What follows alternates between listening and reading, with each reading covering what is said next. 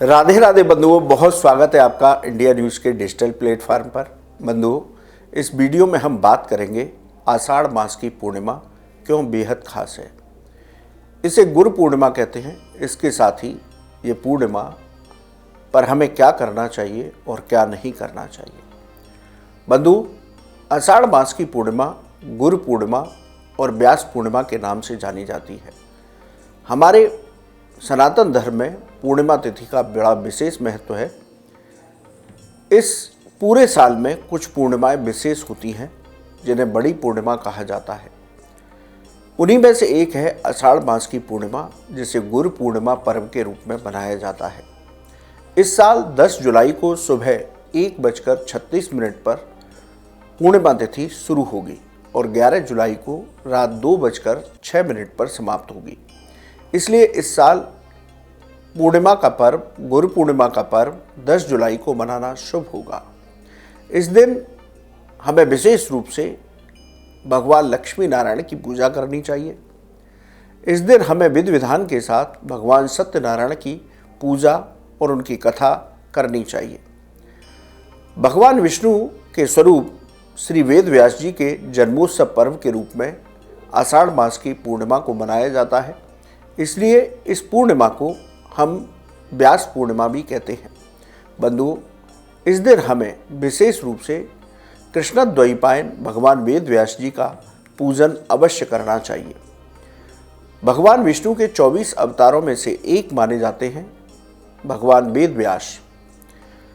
यदि हम कहें सप्त चिरंजीवी जिनकी बात सनातन धर्म में होती है, उनमें से एक है वेद व्यास जी। अश्वस्थामा बलिर्व्यासो हनुमानस्य विभीषण कृपा परशुरामस्य सप्तैते चिरजीवन। तो इन सप्त चिरंजीवी की बात जो हम सनातन धर्म में कहते हैं, उनमें से एक वेद व्यास जी भी हैं। इसलिए इस दिन हमें भगवान वेद व्यास का विशेष रूप से पूजन अर्चन करना चाहिए। उनका पूजन अर्चन करने से हमें विद्या बुद्धि का वरदान प्राप्त होता है। इसके साथ ही हमें यश, बल, कीर्ति और दीर्घायु भी प्राप्त होती है। इसलिए आप आषाढ़ मास की पूर्णिमा को भगवान वेद व्यास का पूजन अवश्य कीजिए।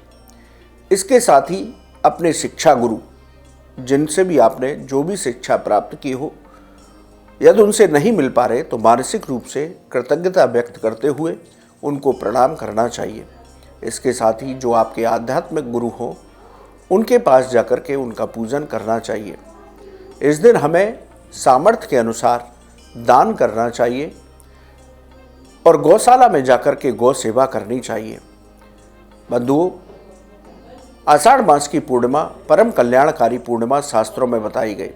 शास्त्र कहते हैं कि जो इस दिन विधि विधान के साथ भगवान लक्ष्मी नारायण, भगवान सत्यनारायण और अपने सद्गुरु का पूजन करते हैं, उन व्यक्तियों के जीवन के सभी पाप कर्म समाप्त होते हैं, उनके जीवन के संकट समाप्त होते हैं और उनको जीवन में उन्नति प्राप्त होती है।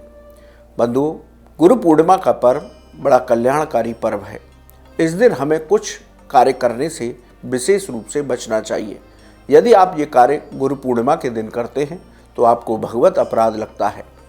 गुरु पूर्णिमा के दिन आप अपने क्रोध, वाणी और घर में क्लेश से बचें। घर में आनंद का वातावरण होना चाहिए। उस दिन गुरु का ध्यान करते हुए घर में सभी को भगवत भक्ति के साथ गुरु पूजन करना चाहिए। इस दिन हमें तामसिक भोजन करने से बचना चाहिए। लहसुन प्याज का सेवन नहीं करना चाहिए। इसके साथ ही मांस मदिरा का भी सेवन गुरु पूर्णिमा पर्व के दिन नहीं करना चाहिए। इस दिन हमें अपने से बड़ों का अपमान भूल कर भी नहीं करना चाहिए और विशेष रूप से इस दिन हमें बाल और नाखून नहीं काटने चाहिए। गुरु पूर्णिमा के पावन अवसर पर हमें पूर्ण रूप से ब्रह्मचर्य का भी पालन करना चाहिए। इन सभी बातों का ध्यान रखते हुए आप गुरु पूर्णिमा का पर्व मनाइए तो आपको भगवान विष्णु की कृपा प्राप्त होगी। सद्गुरुदेव भगवान की कृपा से आपके जीवन में आनंद होगा, आपको दीर्घायु और निरोगता प्राप्त होगी।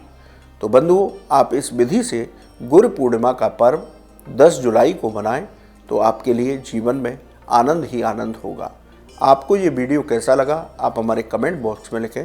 या ज्योतिष और धर्म से संबंधित कोई भी सवाल हो तो आप हमारे कमेंट बॉक्स में लिखिए, हम उसका जवाब अवश्य देंगे।